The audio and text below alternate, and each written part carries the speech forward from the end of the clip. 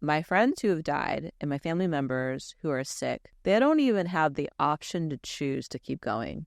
It's done for them. Right. I don't want to disrespect what could have been for them by choosing to quit when I have the option to keep going.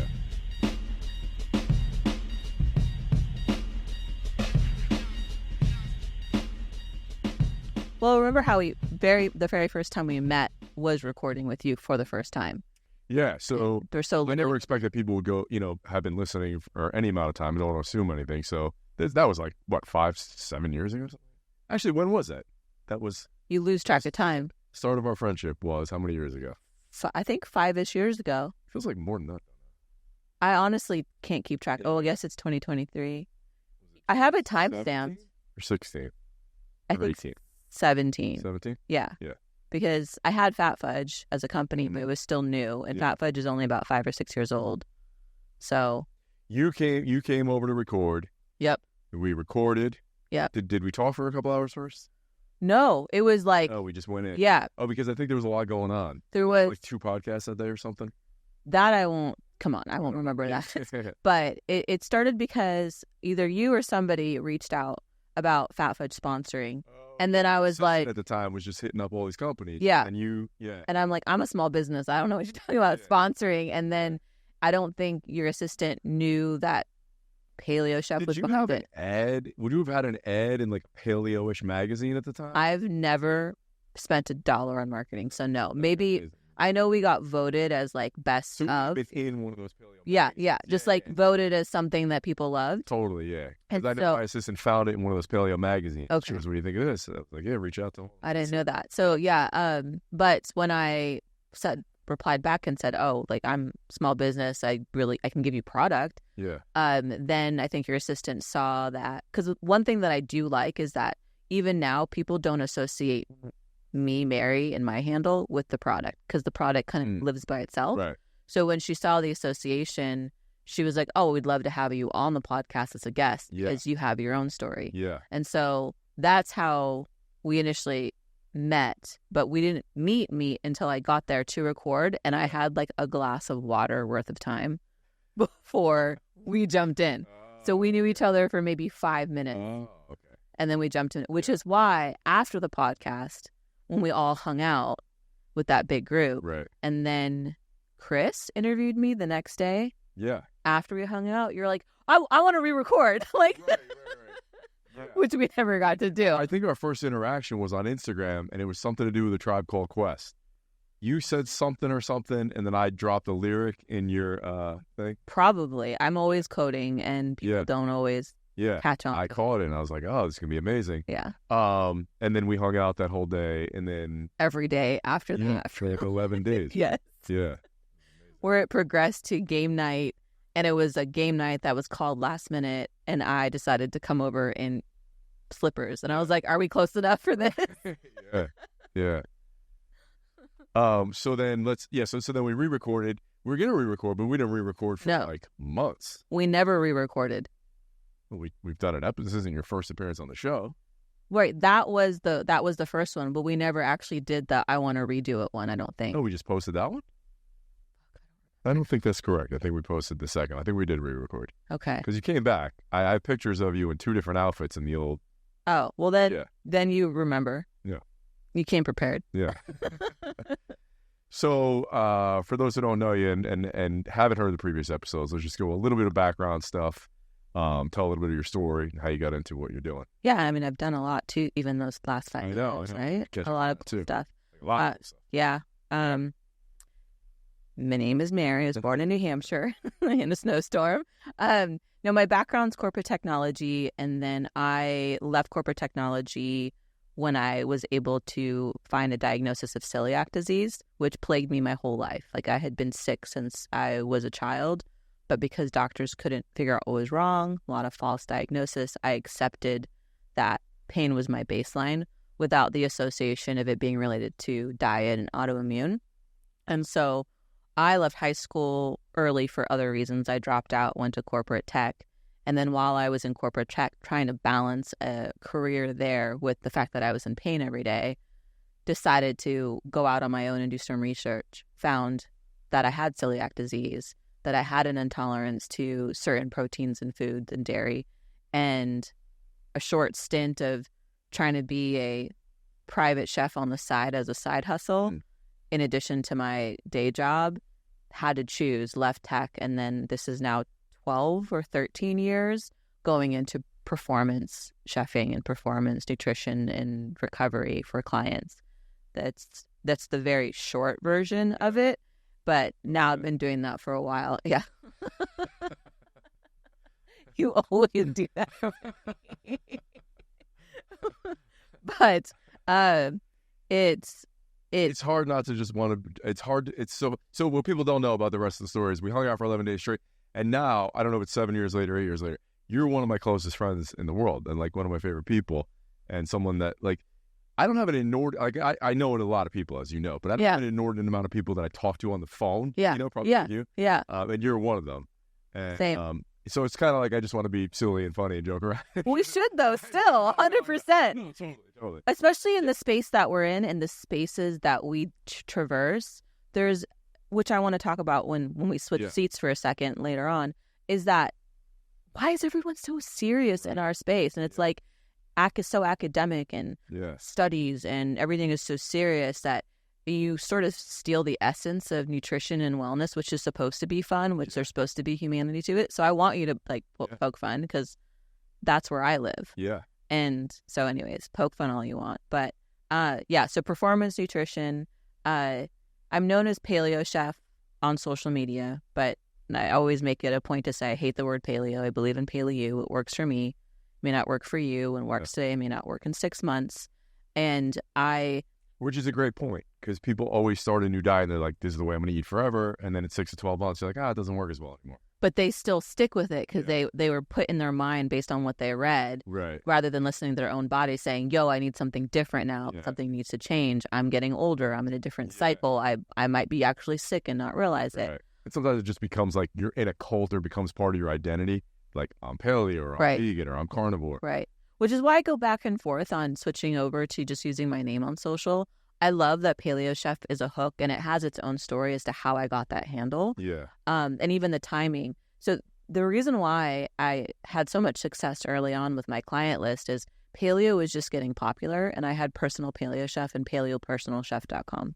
And so if anybody was looking for a personal paleo chef, I was popping up because I was the only one doing it at the time. But then they thought they were hiring a chef. And I'm like, I'm going to need your blood, stool, sweat, spit, hair. And they're like, whoa, what is this? I'm like, this is me helping you design your own health. Yeah. And so if an athlete or a celebrity or a tech guru giant was looking for someone like me, they found me. And then it was actually the work that got me the credibility and the referral. So I always say my career is a combination of timing, luck, opportunity, but follow through and quality of work.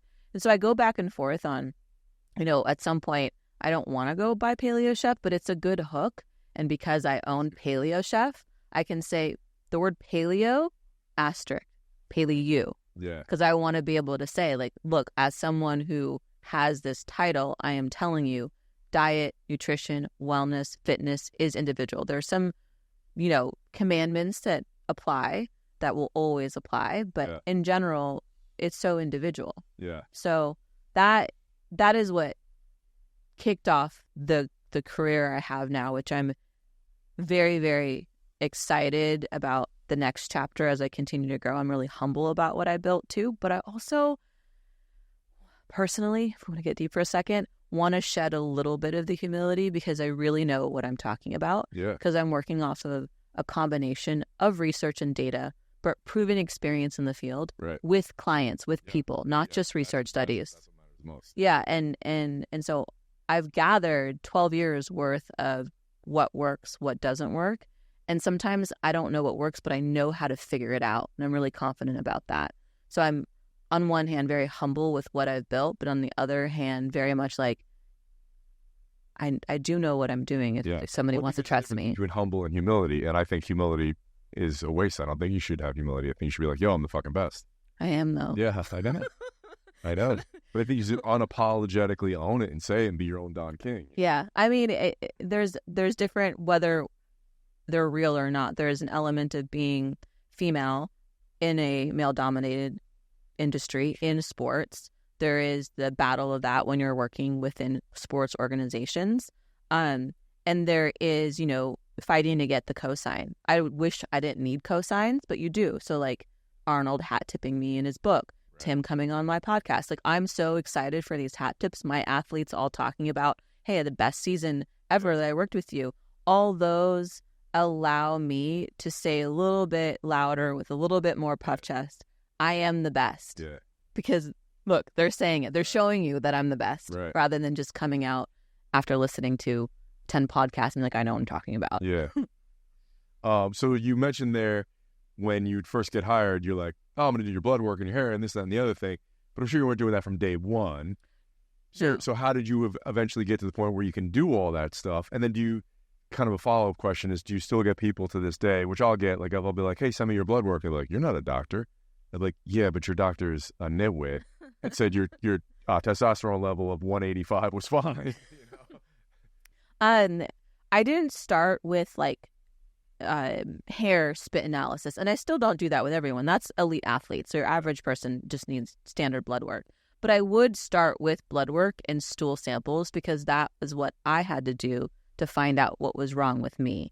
So it was based off experience. I was always looking at baseline labs and baseline stool. Day one? From day one with clients, because that was my personal story. I was sick my whole life. Doctors were telling me I have lupus, I have cancer. I'm in the ER once a month. I vomit till I pass out. Somebody finds me. I'm rushed to the ER. I'm telling them it's a migraine. They're telling me, no, you took drugs. What'd you take? And I was swearing up and down that I didn't. And then it wasn't until I sent out... Every Friday during my 20s. And it wasn't until I sent out my own stool sample, because blood tests for celiac disease can be inconclusive. So I sent out a stool and a cheek swab, and I found out that I had the carrier for both genes for celiac disease and intolerance to casein and soy. And so because that was what led me down the path, I'm going to apply that to clients as well.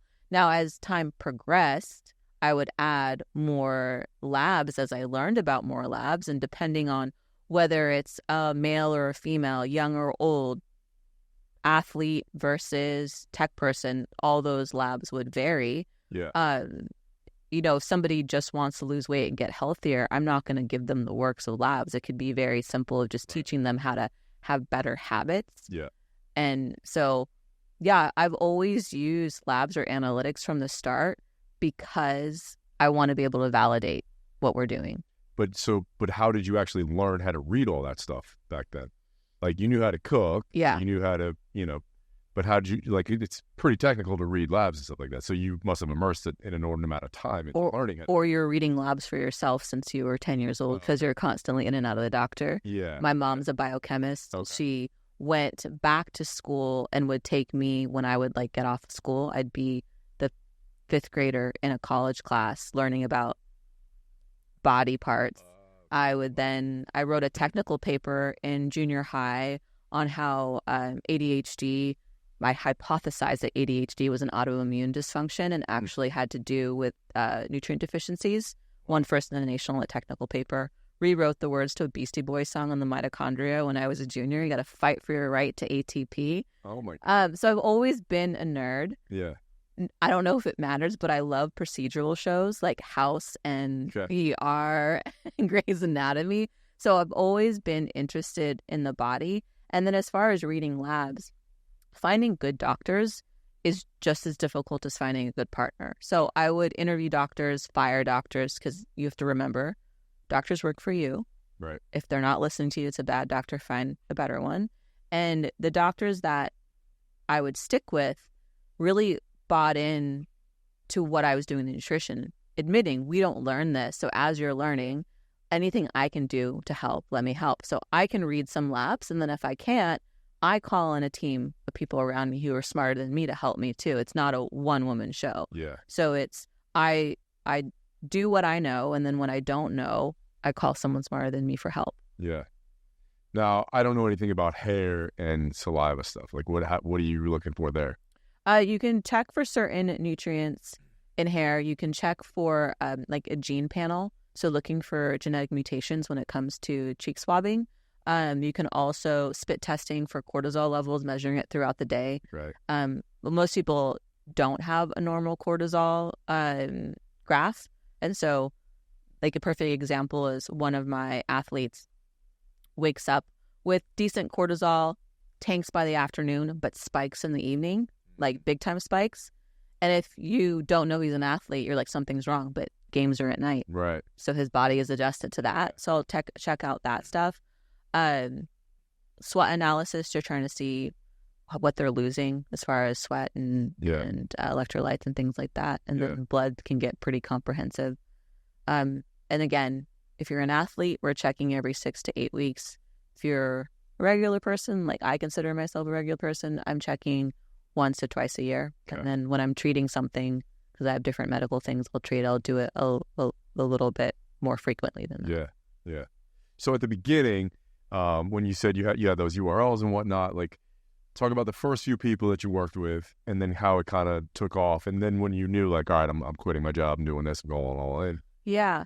So initially when I got my diagnosis, I changed my diet. 3 months of applying a more strict diet that removed things I shouldn't be eating. My entire life of pain flip-flopped. I'm like, wait, I feel better. I'm more efficient at work. People noticed. And then I was being asked by a couple of the higher ups, what do you do different with your diet? Because you're not at your desk with sunglasses on or taking naps in your car. Like, you're not in pain anymore. Yeah. And so one person at work said, can you put me on your same plan? Because my body comp also changed significantly. I've always been active. I've always trained hard. But now my body was letting go of inflammation. My hormones were adjusting. So my body comp was matching the actual physical output. And so I was really full of myself. And I was like, I don't cook for people. I manage multi-million-dollar contracts. Yeah. But he was like, look, I'm willing to pay somebody like you this much money. And I joke in San Francisco, you can make good money and still be broke because it's so expensive. So I saw it as like a side hustle, like buy my designer dresses. So I had that person as a client. And this is before I'm advertising. This is just like people who know me. And then a few weeks after that, I was getting my wisdom teeth removed. And I had to get put under for that because of the way they were coiled. And when I came to, the oral surgeon was like, I'm so excited you're going to be my private chef. So my subconscious had decided apparently I'm a private chef. So those were my first unofficial clients of just like word of mouth. Yeah. And so I was rolling with that. And a third person who was high up at a biotech company, rolling with them as clients for a few months while maintaining my quota. And my body just like tanked because it's a lot of work on your body. And so I had to choose one or the other. Yeah. I took a day off, went to the Ferry Building with a friend, really thinking about what it is I want to do, pros and cons. And I was so in my head about it that I didn't realize who was walking towards me from inside the door. And I'm a gentleman at heart. I opened the door, whoever was coming towards me, because I got there first. And the person was like, whoa, thank you. And I was like, you're welcome. Walks away. And my friend looks at me and she's like, you're so obtuse. Like, are you so in your head that you're trying to decide if you want to quit your corporate job and you're looking for signs and you open the door for Tyler Florence? And I was so in my head, I didn't realize it was Tyler, who's this really amazing chef. He has his own show, all of that. And I was like, oh shit, that's the sign. That's it. I'm quitting. Oh, wow. That was it. I just needed that like one push. And to be fair, you could always go back to tech. I'm not that concerned about it. I mean, I'm unemployable, but I'm also going to go back to tech. So I decided to go all in. I resigned the next day. My boss asked me to please go back to my desk. And I was like, no, this is for real. And he was like, I knew this day would come. And it's almost like magic is on the other side of fuck it. I said, fuck it. I went all in. And I'm telling you, over the course of just a few months, Michael Mina reached out to me. We did the first ever fine dining paleo pop-up that sold out a month in advance. Tim Ferriss reached out for something. A baseball player that I have under NDA, so I can't talk about him, but he reached out. And it's because I was the only one that was doing it. And then from there, it was all word of mouth. Even to this day, it's if you don't know somebody that can refer you in, I won't even have a conversation. Because what I do, when you just look at it at face value, it's meal prep. Yeah. And if you don't know what you're going to get yourself into, I don't want to have to convince you why it's important. Right. So let it be a referral business. And that was 12, 13 years ago. And now You're like, holy shit, I can't believe how this is taking off so rapidly. In the moment, I was in an interesting place because I got introduced to a lot of people in this wellness space very early because of some of the people that were talking about me. So I was going in a little bit like excited for what I was building, a lot of energy. I'm in my 20s. The world is my oyster. I was so well rested. Yeah. Like I was like dropping off meals, doing calls, and then like rushing into the Giants stadium because this is during the time when the Giants were winning like all of these different years. Yeah. And like my energy was boundless and my optimism was through the roof. And I think it's because I was naive. But I was also paying attention to the space that I was entering and just taking notes of like, where do I fit in? Where do I belong? Who are the good ones? How do I learn what not to do from the bad ones? So I was still very analytical. Yeah. But not shocked it was taking off. Because when you really believe in something, right, you're proud that it's taking up, but you're also like, of course. Yeah. Why else would I be in this position to like do this? And who better than me? And I mean, to this day, I still have moments of shock, but yet also, of course, like when it was in Boston when the Warriors won, players on the Warriors team, and I've become a champion. Right. I've helped support champs. Yeah. And the fact that by the grace of powers that be, of all the athletes I've been able to work with, it got to happen with a home team. So on one hand, I'm like, holy shit. Right. But on the other hand, I'm like, but of course. Yeah. So it's an interesting dichotomy that I think having that balance keeps you in check of like, I'm in it for the right reason. Yeah. You're not feeling too little of yourself, but you're also not full of yourself. So you're doing all that up in the Bay Area, and then when do you come down here? I was doing that in the Bay for only about a year and a half before my gut was like, you got to leave San Francisco. Couldn't tell you why. And I knew I wasn't going to leave unless I give myself a hard out. So my friend coined July or die. I put in my notice with no plan. Didn't know if I was going to come down. I didn't know where I was going to go. Yeah. Went to Texas for a few months to hang out with friends. My last day in San Francisco when I left 12, 13 years ago, I packed up everything, sold what I could, and then the actual day that I was going to be driving out to leave my car at my parents' and fly out to Texas, I was at a party for somebody associated with ownership to the Giants, not for my work, just like through friends. And I actually have a photo of me wearing a World Series ring for the Giants and being like, oh, I don't want to leave the city. And my friend was driving me to my place and he caught that I was kind of melancholy. And I didn't say anything. He just said, he's like, you'll be back and you can come back whenever you want. Right. But you also have said multiple times you think you need to leave. So just trust that. So left, went to Texas, hung out in Texas. And then my gut was like, hey, it's time to go back to California. So two friends and I drove from Texas to California. Do not recommend. 0-10, don't recommend. But we did drive. And then had never heard of the area, Marina Del Rey. Okay. But stopped there to have lunch with a friend. And I was like, this'll do. And then walked into an apartment complex, signed a lease, slept on a pile of towels, and then was building a new client base here while still helping clients wherever I would get called. Yeah. Like I would get flown to Chicago to make shepherd's pie, just the shepherd's pie. Wow. It's a really expensive shepherd's pie. Yeah. And then, so built that here in Los Angeles. Over the next few years would then create Phat Fudge as a recipe for clients that then turned into a physical product. And here we are. So when did you decide and why to make it a product? The recipe went viral. So I decided to make it a recipe in the beginning I was a big user of goo packets before I went paleo.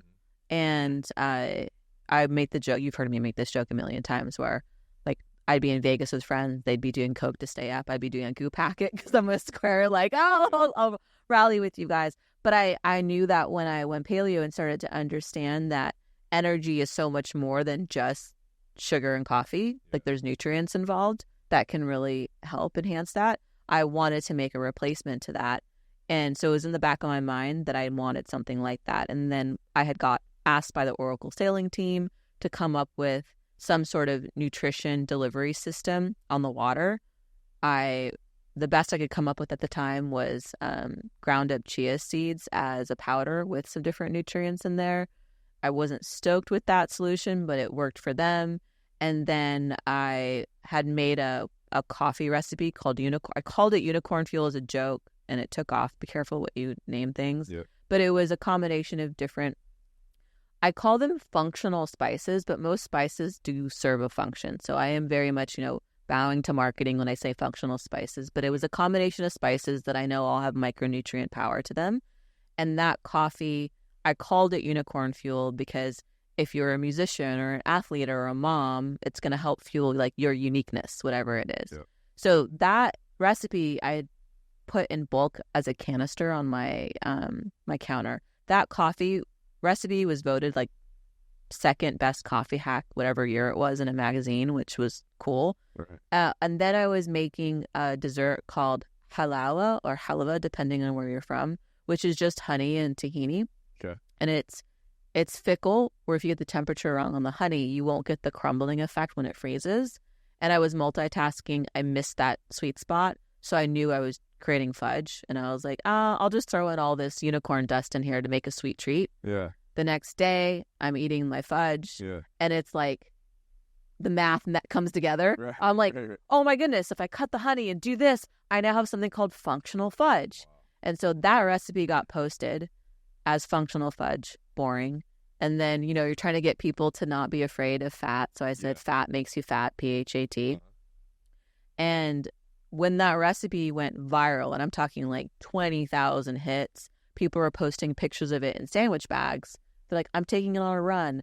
I'm using it during labor. You got to make this a product. Now, it went viral where? Like, where'd you post it that it blew up? Just my website. Okay. And then I just posted it to Instagram. I think I had like 10,000 followers at the time, but it like took off. I think paleo was just so poppin' then that it was anything paleo would go viral. Yeah.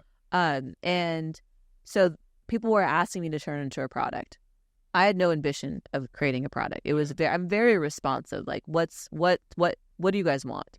And so I bought a heat sealer on Amazon, bought those little freeze meal bags, cut them into what I would like to like be a packet, and made a couple of packets, put some Phat Fudge in there, scribbled some writing. I'm like, oh, that looks kind of cool. And then I went on Periscope, RIP Periscope. Used to be a live video thing on Twitter X. I don't know what we call it these days. But I was like, here's the deal. This could be a product. I don't know what I'm doing, but I'm going to put 50 orders available on the website right now. If it sells out, I'll figure out how to turn this into a product. Yeah. So that 50 orders, 12 packs, 600 packets. It sold out in an hour, which was dope. Yeah. But it wasn't necessarily that it sold out in an hour. It was my first time I got to see who's been following my work. Because the people that bought it, I was like, oh my gosh. Yeah. I'm now scared. Like, don't say anything stupid on the internet. Who knew these people were paying attention to you? And so I hand packed it with a ketchup bottle over a scale, individual heat sealer, and sent those out. And then every Monday, I would make 50 orders available. And every Monday would sell out in an hour, 45 minutes, half an hour, 10 minutes. To where now, at some point, it was selling out in under a second. Jeez. And people were writing me angry. What is this, a Beyonce ticket? I set my calendar. And I'm like, you guys, recipe's still public. If you want to make it yourself, you don't have to just buy it. Yeah. And so then it came to the point where I had to figure out to scale. Same thing, went to my audience. And I'm like, here's the deal. Still don't know what I'm doing, but I'm going to try to figure out this co-packing world so I can scale it. I don't want to take funding. I don't want to go on Shark Tank. I don't want to do a Kickstarter. But if you guys want to pre-order for the next 60 or next 30 days, I will then spend the next 6 months figuring out how to make it a product, and you'll either get a package or a refund. And in 30 days, about $90,000 in pre-orders came Jeez. of Phat Fudge. And I was able to start off with a co-packer, which was dope. And we were cruising pretty solid for about a year and a half. Was there anyone during that time that was in the physical product space that you were relying on for help and advice? Are you familiar with Primal Kitchen? Yep. Morgan was Mark's COO. Okay. She would be in the kitchen with me, helping me seal things. And when I'd be like, I don't think I can do this, I think I'm failing, like, she'd be like, Mary, people have product in a warehouse nobody wants to buy. Yeah. You have a product that you can't even keep on shelves. Like, you're not failing. Like, you got this. So she was really, really, like, a good cheerleader. She was also somebody that was in the trenches while they were just starting out Primal Kitchen. I had helped formulate their chipotle mayo and their ranch dressing at the time. So she was just a really great sounding board. Wait, they were starting out at the same time you were starting Phat Fudge? Yeah. Oh. Yeah. Yeah. They've gone a little bit further than Yeah. me.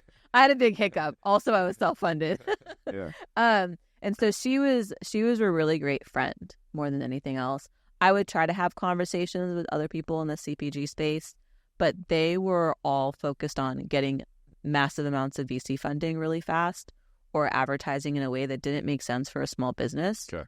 And some of the advice I chose not to take probably was stupid in the short term, but when people learn the whole story, those stupid short-term decisions I made actually make sense in the long term today. So, but even that space, similar to when I first entered the wellness space, when I would enter the CPG world, I'm like, this is the wild, wild west. Like, everything is not what it seems. Your favorite product is a white labeled product of someone else, or sourcing is really shady. And some people are very inclusive, but most people are not inclusive. And you're trying to navigate and align yourself with the right people so you guys can lift each other up. Even if it's just a phone call of like, how much money did you lose in production today? Type of thing. So that was cruising for about 2 years of just myself as the employee and then using a co-packer. And I brought it to just under $1 million in sales in under 2 years before disaster struck, which I'm still coming back from. You want to go into that? We can, if we think it's helpful. So, at the time of this like really cool potential, and I was steadily growing, and I will say my mistake is not trusting the steady growth. I was growing steadily. It was chill. A lot of pressure from outside voices, people who are growing their businesses like bananas, telling me you need to grow fast, bigger. And I'm like, well, maybe this is where I started to question my gut. Maybe I do. I'd never had debt in my life. And I started Phat Fudge with $600 of my own money. And any money that came in for Phat Fudge always went back to production because I was making my own money through my consulting with clients. So, but I had worked on a 10-week project with Nike. I was the resident chef and consultant for this really big pop-up where I handled 10 different hats that I wore. But at the same time was when I was getting a lot of this pressure to grow. That was the thing that we went to. Oh, yeah. I forgot you guys got to visit it. And so It was 2019? 18? 18. Okay. Yeah, we have known each other a while. Yeah. Okay. So I started to concede and say maybe I should grow. Somebody reached out to me and they wanted to buy Phat Fudge because they heard me keynote at an event. And I was laughing. I'm like, there's nothing to buy. It's still a small business. And he's like, well, I would really like to maybe invest in your business. And I was like, I mean, I'll take the conversation. This gentleman had an exit in tech, really chill guy, had used Phat Fudge, had followed like a keto-ish diet, so was bought into nutrition. And I was like, let me come back to you. I'll debate whether or not I'll take investment. And then I had somebody else who was Wall Street and really wanted to invest as well. They saw me keynote at another event. And so you have a lot of people that saw the potential, but also were like, grow faster, grow faster, grow faster. Yeah. And so I was like, you know what, let me entertain taking a really modest amount. I'm talking sub 200,000. And just to like maybe do a couple of bigger runs to have more inventory. But when I took the investment, I gave up less than a couple percent. It was a pretty strong valuation. And I said, look, the 4 people, now 3, because I did remove somebody from my cap table, more than your money, these are the deliverables I want. I wanted more strategic alignment. So it turned into, I was never pitching people for investment. They were pitching me and being like, what can you provide other than money? Yeah. So I took that, and then the push to do a really big run with a whole new co-packer that I had not had experience with, and using all the capital I brought in for that run. Co-packer had a dirty line, which meant there were coliforms, mold on the line. So all the product, unusable. By the grace of God, never hit a store shelf or ever went to a customer. I caught it on the line. And I was being told, like, no, the color is off because you're a perfectionist. I'm like, no, the color's off because it's off. Like, test this. Someone needs to test this. So all of that product had to get dumped. All the capital was gone because I put it in those runs. And all the strategic alignment that I wanted was never delivered on. So I went from cash flow positive, steadily growth, to $300,000 debt and no inventory for a year. And gutted, completely gutted. Yeah. Like, how did this happen? But then if you want to be like, what's the silver lining, is I had stepped away from heavy consulting to focus on Phat Fudge. When that happened, I didn't want to file bankruptcy. I wanted to do what I know to do, which is like, you dig yourself out of it. Right. May not be your fault, but it's always your responsibility how you respond. Yeah. So I was like, all right, I'm going to go full back in onto consulting and slowly each year try to dig out of the debt while like keeping production in-house again and just doing the hand packing all over again. Yeah. And so had that not happened, I would not have gone all back in and worked with The Miz, worked with Chicharito, worked with The Wars and became an NBA champ, worked on Black Panther. I would not have been able to continue to grow my resume had that disaster not happened. So like I have to reach for like the silver lining in there. And nor would I have been able to get a greater vision for Eat, Play, Crush, which is now my performance agency and the nutrition line. Yeah. So I'm still digging out of that because it's a lot to dig out of your own. I've been asked like, why don't you file for bankruptcy? And I'm like, I know there's the potential to do this and have like a good comeback story. Yeah. It's the how I built this with Guy Raz. I want to how I rebuilt this with Guy Raz. So that's the Phat Fudge story that we're still slowly but surely pulling out of with product and 2 new versions. And soon I'll be introducing all the products that people see me post for my athletes, like the focus shots, the protein waffles, the meals, my black cumin seed oil supplement. All those will be introduced to the line. And this time I'm very... One at a time.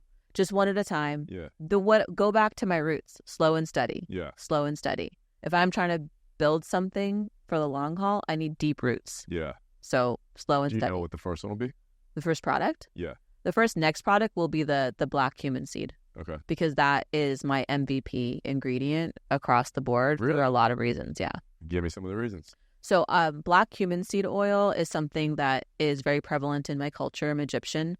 We use the black seeds when we're fermenting. So black cumin seed is black seed oil? Same thing or no? So it's the cumin family. It's called Nigella sativa. There's black cumin and then there's black cumin seeds. They look very different. And so they'll... It's like if I'm sick, you say get some black seed oil. Yes. What's that? Nigella sativa. It's the black seeds. Okay. That is in the cumin family, but not cumin. Okay.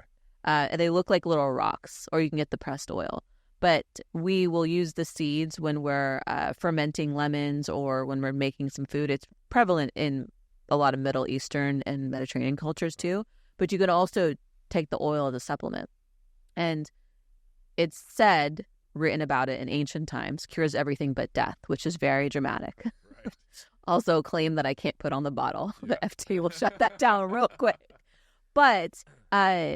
it has a compound called thiaquinone, and it's a very potent anti-inflammatory agent to where people can replace potentially their arthritis medication with it. Wow. So I like using it for just strengthening your immune system. Like you take your tablespoon of that, and you're less likely to get sick. So all the time you should take that. I'm a really big proponent of it. Obviously, there's always contraindications. So, like if you have high blood pressure and you're taking medication for that, take a look at that. But it can help with SIBO. It can help with, related to that, Candida. It's all my athletes. When I introduce black seed oil to them, they're like, my joints feel amazing. So we use it post-play. Okay. For certain viruses, double-blind studies reduces the viral load of those things. So it's a black seed oil is a perfect example of proven concept in the field and then reverse engineering why. Is it pretty expensive? No. It's not? Although I'm worried it might be once it becomes more popular. Yeah. Now, can you get it in a big bottle? Because I've only recently just been able to find it in those little shooters with like a dropper. Oh, no. Zatic is my favorite brand. They have, Zatic? Yeah, Zatic. Okay. They're probably who I'm going to source from when I make my stack because they source. No, Whole Foods. We have to go Erewhon or their website or Amazon too. They source from a single farm in Egypt, but you can get a pretty big bottle. Okay. Or you can do capsules because it tastes like motor oil. It tastes like absolute garbage. It burns a little too, right? Yeah, it's very astringent. Yeah. So peppery. It's almost like oil of oregano. Yes. Which like you, as a kid, you get used to it and you look forward to it. But you can mix it with honey so it goes down smoother. But also there's a really cool interaction between the honey and the black seed oil, which makes it more potent, which there are studies that show that. So it is a very interesting case or interesting proof of concept of I was introduced to that as a child. I knew that it helped with inflammation. I knew that it helped with immune system.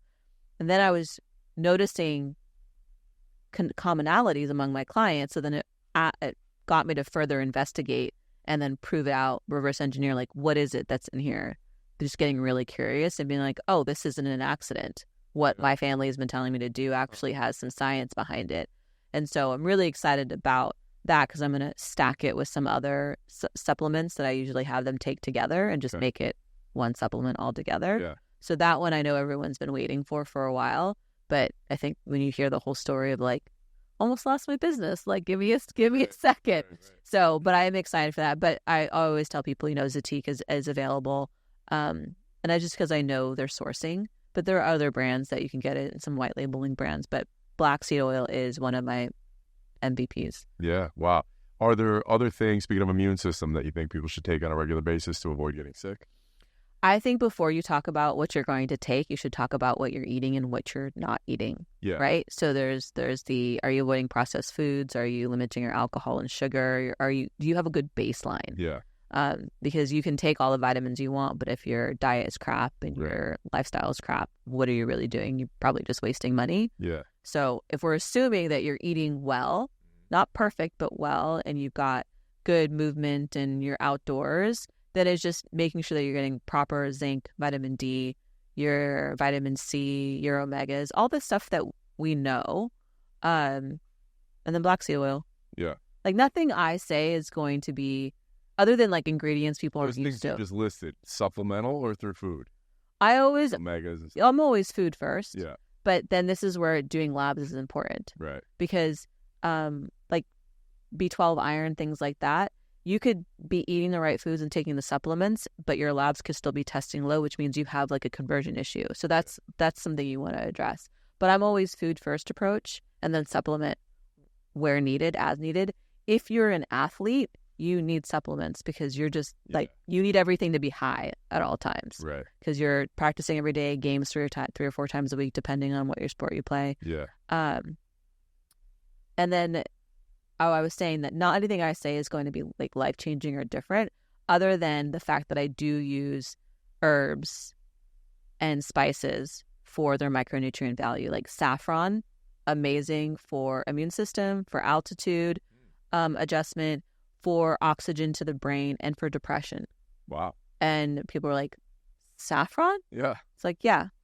But people don't know that. Yeah. And then when like my athletes, because I don't work for organizations, I work adjacent to them where I have my athletes on the team, but I'll travel with them. And it's like my guys will adjust to Denver, but the team is like, why am I so gassed? I'm like, because you're not working with the Eat, Play, Crush method. Yeah. But it's because I'll prep them beforehand with like a certain amount of beets every day, saffron, black cumin seed oil, things like that. So there's a lot of power. I do performance spotlights on my social media, and the point of my launching my podcast is at the end of every episode, there'll be a performance spotlight. Yeah. So I can teach people how to habit stack and how to be more mindful with different herbs and spices. And I'll talk about supplements too, but I always want to start with a good habit foundation. Yeah. Saffron is what? Like you can get a jar of it and sprinkle it hot food? I have no idea. So saffron, I will say saffron is one of, if not the most expensive spice in the world. Wow. Unless you get it from the Middle East where it's like pennies for like bags of it. Yeah. So you can get saffron in the spice section. Okay. Just a pinch of the threads, and you can make tea with it. I really do love making a tea with it. It'll stain the water like a yellow orangish. Uh-huh. You can throw it in a smoothie. Or they do have more concentrated capsule forms of saffron, where it's just the saffron, but it's a concentrated form if you want to do that. There was some story that I'm going to butcher, but you could look it up using the Google machine, where some nuns were banned from using saffron because they were taking doses of it and it was making them so euphoric and happy that they were on drugs. Oh my God. That's the power of saffron. Really? Yeah. Wow. Also, your skin, it's really good for your skin if you're into vanity, which I am. Like, it's really good for your skin, like consuming it. Black seed oil, I'll use it as like a mask on my face too, for my hair. Yeah. And I think it look pretty solid for my age, probably the genetics, but also like. No, I've always said that to you. You always look great. Your skin's great. Wait, hold on. I want to go to that. I want to go to skin health and gut health, but like anything else, did we cover everything for immune system? Food-wise, I mean, food, supplement, whatever. It could go on for a while, but yeah, the basics is just eat well, hydrate well, and then make sure that your nutrient levels are adequate. Yeah. And if you are someone who like, I hate fish, well, then I need you to supplement with omegas. Yeah. Because it's being a little bit more deliberate. And I mean, honestly, people who get sick all the time are usually drinking a lot of alcohol, eating a lot of junk food. Right. And just the omission of those things, they start to feel better. And then their body can do what it does naturally, which is fight off infection and disease. Yeah. So what about skin health? So, and didn't you say you sometimes put olive oil on your face too, or no? Olive oil, black seed oil, it's part of my routine. But I also like red light every single day, or I'm outdoors every single day. Yeah. Nutrition, so skin, your eyes, if you are into Chinese medicine, your tongue, like all these things are indicators of what's going on inside. Yeah. So if I'm looking at someone and I haven't run labs yet, I'll look at their skin texture, like, oh, I think you're dehydrated, or you're breaking out here, your hormones could be imbalanced, or dark circles under your eyes, might want to address like iron deficiency, things like that. Yeah. But it's your gut health does impact everything. And your gut health, if you have the baselines covered and something's still off, that's where it's important to do additional testing, right? I thought I was eating healthy. You know, I was eating my grains, my whole wheat toast. I was drinking soy milk because I was like, look at me, I'm so smart. And I was sick. And then once I did the labs, it's like, you're allergic to all of these things. And you make those changes and your skin follows suit. Yeah. And then, you know, if you're a woman, depending on where your cycle is, I will say a culprit I have found recently for a lot of people's skin, which might upset a lot of people. Those supplements that are like, we have 100 nutrients in this like green powder, makes a lot of people break out. Interesting. Because how do you know you need 100 of those things? I'm all about like stacking just the nutrient that you need. So if you, for example, you are eating well, you're supplementing well, and you're still having issues with your skin, maybe removing some of those supplements will be helpful too. Huh. Are there any foods that you find across the board tend to be problematic? Not for everybody, for a lot of people in terms of skin? Dairy is usually the thing that messes with people's skin the most, but also live your life. Yeah. Don't be like I can't have gluten. If I eat gluten, I'm laid out for months. Yeah. If I have dairy, I'm just going to have to accept that I'm going to be broken out and a little puffy for a few weeks. Yeah. So I still avoid dairy. Okay. But if I find myself in Italy or in France and there's like something that's special, I'm like, okay, just okay. It's like live your life. But dairy seems to be an issue for a lot of people. Eating out, just right. Like I get asked about seed oils a lot because Andrew and Lane go back and forth, and I always like laugh. I'm like, are we really going to talk about seed oils when you haven't addressed the rest of your diet? Yeah. I go, my take on seed oils is if you're eating right, you're going to be more aware of your body. And if you eat something with a seed oil and your stomach hurts, who cares what these guys say? I love them both. Who cares what they say? You have your answer because, again, paleo. Yeah. Now, if you're an athlete and we're in season, or I'm getting you ready for a movie role or a magazine cover, absolutely not. We're not having any of this shit in there at all. Right. But if it's an everyday person trying to do better at home and then live your life when you're out and about. Like, again, don't be paralyzed in a restaurant being like, what are all your oils that you're cooking with? Yeah. And if you have an allergy, go out to a restaurant being mindful that that restaurant didn't open their doors hoping that someone like you would come in and mess up their line. Yeah. Like, be reasonable when you're dining out. And I've had to learn how to, ask what I need when I'm dining out with my allergies in a way that's kind to the restaurant. Yeah. Or I bring like an avocado in my purse and just happily munch on that, hang out with my friends. Yeah. And then what about gut health? That's really general. I know. No, but like the obvious foods, obviously, but like any supplements that are, you could say, most people benefit from taking this. I don't know, glutamine, anything like that comes to mind, like digestive enzymes, probiotics, anything that universally kind of makes things better. Yeah. So when it comes to gut health, if it's your first rodeo and you have no idea, I always recommend people start with my gut reset. My gut reset is something that I have all my clients do when they first start with me, and then we revisit a few times a year, modified. Yeah, so we'll link to that in the show notes. Yeah, the gut reset is a great way to learn about your body over the course of 7 days. It's not a cleanse, it's not a detox, it's not a get ripped fast anything. It really is a reset and a way for you to take notes on your body. And it's a combination of fasting mimicking, calorie restriction, elimination, and then purposeful reintroduction of specific nutrient-dense foods. So the first 3 days is bone broth, but it's my specific recipe of bone broth that's provided in there. And then after those 3 days, it's 4 days of repeating foods that are still calorie restrictive. So blueberries, avocado, liver, everyone freaks out over that, but just try the recipe. It's great. Salmon or chicken, depending on your activity level. There's levels to do it based on what your lifestyle is like. Tahini, which is ground sesame, shiitake mushrooms. Everything that I mentioned in the gut reset for those 4 days are deliberately in there. Yeah. And each day you're taking notes on your energy level, your stool, your mood, anything you notice, like a rash on my elbow or something on my face. All of that is information. If you're working with me one-on-one, I know what to do with that info. Okay. But if you're not working with me one-on-one and you do this reset, you can then take those notes and that reset to a functional medicine doctor, and you just saved yourself at least $1,000. Because that's a step one they would do with like Prolon or something like that. But you've done it with real foods now, and people will lose anywhere from 5 to 15 pounds in that week. And I always say that's inflammation. And the more inflammation you lose, the more weight you lose in that week, the more noise is in your body, and you've just learned a lot about it. Right. And then after that week, you can jump into the bonus material, which is recipes that are paleo, because it's just a good baseline.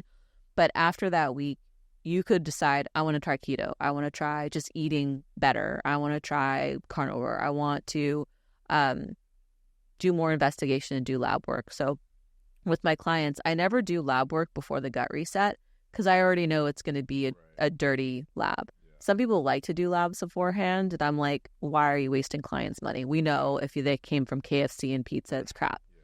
I like to do lab work after that week, because once I've removed all the noise, I can see where your body really is as a baseline and start to build out a program from that place. And then after that week, at some point during that week or right after that week, I'll introduce probiotics in the form usually of fermented foods. Although recently, over this last few months, I've been testing a probiotic called LiveCap with all of my clients, my athletes, myself, my family, my friends. Everyone is like, normally I take probiotics and I don't know if it's doing anything. This is doing something. Really? Athletes are having a greater capacity. They're able to keep their energy up a little bit longer. It delays lactic acid buildup and the soreness.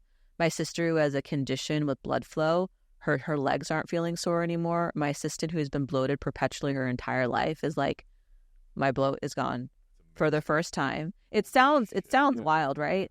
I'm taking it. I'm noticing a difference with my focus. It comes from a pioneer out of Italy for gut health, 7 specific strains. I learned so much about, it's not about having a bunch of strains, it's about combining certain strains together to the point where I'm partnering with them now because I'm like, I am bananas over this. Yeah. And they have one that is available to Gen Pop, and they have one that's available specific to athletes that you have to contact them or myself to get to. It is a more expensive probiotic. It's worth it. I want to work with them on maybe one day getting the pricing down. So if you're someone who is, I'm not going to eat fermented foods, I love this probiotic. I know there's a lot of... Did you take it year round? Yeah, every single day. Okay. Every single day. I know that there's... But if you are eating probiotic foods a few days a week, you'd still take it? I would. Okay. And I'm it's not because I'm trying to push the product, it's because I really am this obsessed. Right. I've never talked about a probiotic product before. I'm really selective about, and I'm just upset. And Dr. Yinka Davies, she's a gastro specialist in NorCal. She's actually worked with me with a few clients and what we've been able to accomplish with more unique cases with people who have more difficulty with different diagnoses. She's just so insanely passionate, and just like, you can't help but be like, I trust you. She has all the studies to back it up too, but you're also like, I trust you. So I'm really excited for this. And I just know that people are so used to products being cheap now that there might be a sticker shock when they see it, but it makes a difference. It also makes a difference with how you're going to be absorbing your vitamins and your nutrients from your food too. Wow. I think it's dope. Yeah. So that for gut health. What are some probiotic foods that you like to recommend to people? I think most people are familiar with like kimchi, Yep. sauerkraut. I like to ferment lemons. Meyer lemons. It's just the way we would make it in Egypt, but I would ferment the lemons with the black seed and the saffron together, and then grind that down because you can eat the rind too. So I'm getting vitamin C with the probiotics. But anything that's fermented, essentially. Yeah. Do you do fermented foods or do you probiotics? I do. Yeah. The kind? A little, yeah. Like I'll forget about, like we'll run out, then I'll forget about it for a month. Yeah. But what's ideal? Like 3 or 4 servings a week or something? Like, is there any kind of general guideline? People are, so I used to be like 3 or 4 times a week. I would not do fermented foods every day because I would just notice my stomach hurt. Yeah. This probiotic supplement is now where I'm like, I have to have it every day.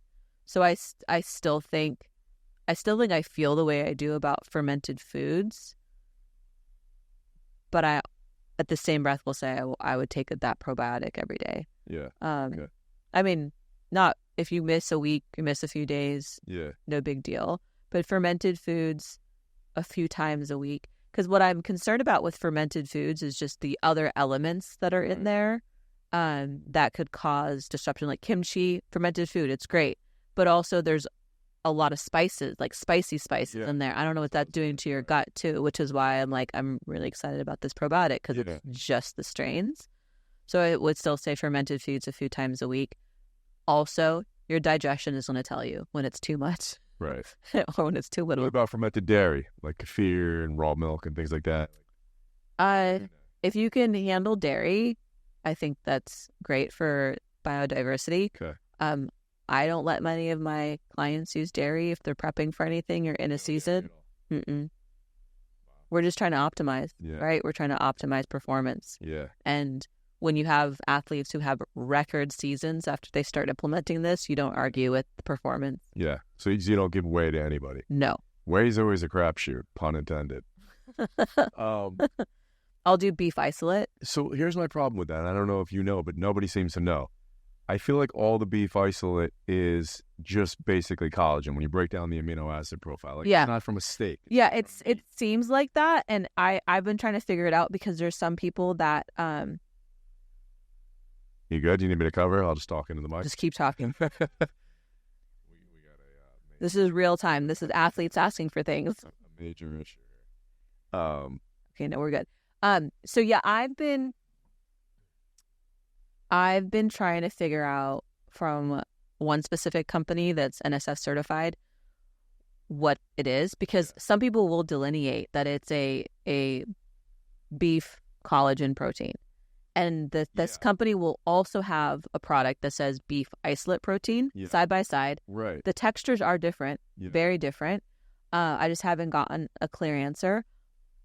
I'm not tremendously concerned because protein shakes are not your go-to, right? It's only when we need it. Yeah. And you should be getting everything you need from eating a steak. Right. So the argument around that is kind of funny to me sometimes. Like, it's got to be whey, and I've got to always have my whey shake. I'm like, well, what else are you eating? But I get the convenience factor of it. I just noticed that people have a reaction to whey protein. And I don't know if it has to do... Anyone who doesn't. does great. Yeah, right. It doesn't, yeah. And what I'm not sure about, maybe someone can answer this for me, is it because the process in which they make whey protein, sometimes when I ask people who are like pro whey, I go, do you know how they make it? No. I'm like, okay, then I don't want to have this conversation with you yet. But the process, the way they make it, is it just who you're getting it from? Do they not do a proper separation of lactose, casein, and whey? Right. Or are people having a reaction to the enzyme that they use to create that separation? So they drop, is it rennet, I think, or something, is the enzyme they drop in for it to separate? I don't know. Does that enzyme go away? Or is that enzyme still in the byproduct that we collect? And then what is that byproduct doing to somebody's gut? So are they having a reaction to whey because they have an allergen to that? Are they having a reaction to trace amounts of casein if they're highly reactive to that? Or do we not understand someone's reaction to that enzyme? Yeah. That's what I'm not sure on. Yeah. So I just avoid it. Right. If someone is like, no, I have to have a whey shake, would you prefer isolate versus like a whey concentrate? So it's just... They just don't have that option with me. No, I get it. But let's say it was just someone on the street, someone listening, he's like, I gotta have a whey shake. I would tell them, go ask Jay. Because it's not something that I've spent time in. Because it's like, okay, across the board, 12 years, every single client has a bad reaction to it. I don't need to do any more investigation. And so when people will ask me about things like whey protein, things like dairy, people ask me about, a strict vegan diet, I'm like, I can't answer that question for you. That's not going to be my lane. So go ask Jay about whey. Go ask Joe Holder about plant-based diet, because they're going to know more than me when it comes to that. I'd love to know 100% for sure if there was a beef that was made from muscle meat versus just like connective tissue or whatnot.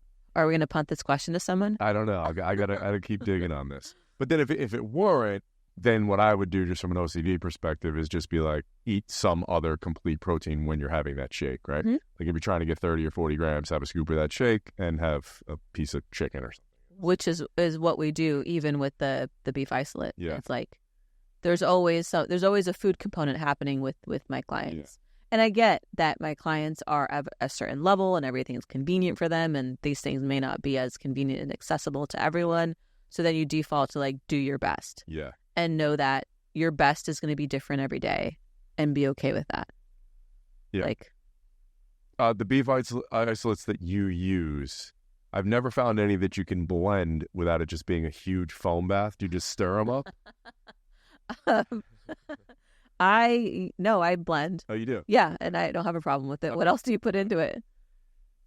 And do you like blend and walk away from the kitchen? No. I mean, I've blended, probably 7,000 protein shakes. More than that. Yeah. So I got a whole science. I got to teach everybody how to do it. Like some, you have to just put in this much water. Yeah. And then blend it for 4 seconds, and then like it's a whole. Yeah, I don't do a lot of liquid because I like it to be more like ice cream. Yeah.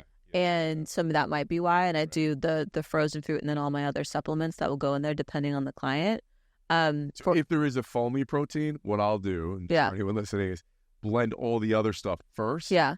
And then just put the protein at the end and literally just blend it for like 3 seconds. Yeah. Yeah. I made that mistake once with a new protein powder where I was making myself like a frozen yogurt, and I had made it the night before without the protein powder, just this dairy-free yogurt that I love. And I was like, coconut yogurt? Yeah, it was a coconut macadamia yogurt that I love. Okay. And then the next day I was like, oh, it's like $60 at Airline. No, God, no, I'm not an asshole. Stiggy's makes a really good dairy-free. Oh, I didn't realize they made that. Yeah, I only stumbled upon it maybe 6 or 7 months ago, and I was like, "Whew, this tastes like cream cheese. This is amazing." Wow. For someone who hasn't had dairy in forever, I'm like, I love it. Yeah. But it's got pretty decent protein profile in there.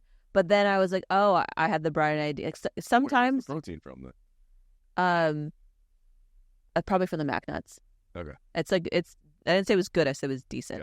Gotcha. But the the thing that I sometimes need to understand for me personally is just enjoy your food sometimes, Barry. You don't have to make everything functional. Yeah. So my frozen yogurt that I made that I loved that first day, I decided to make it functional by adding more protein to it with the protein powder. And then I went to eat it, and it was so disgusting because it did that foamy thing. And I'm like, this is the worst experience ever, but it's so expensive that I need to eat this. So I ate it.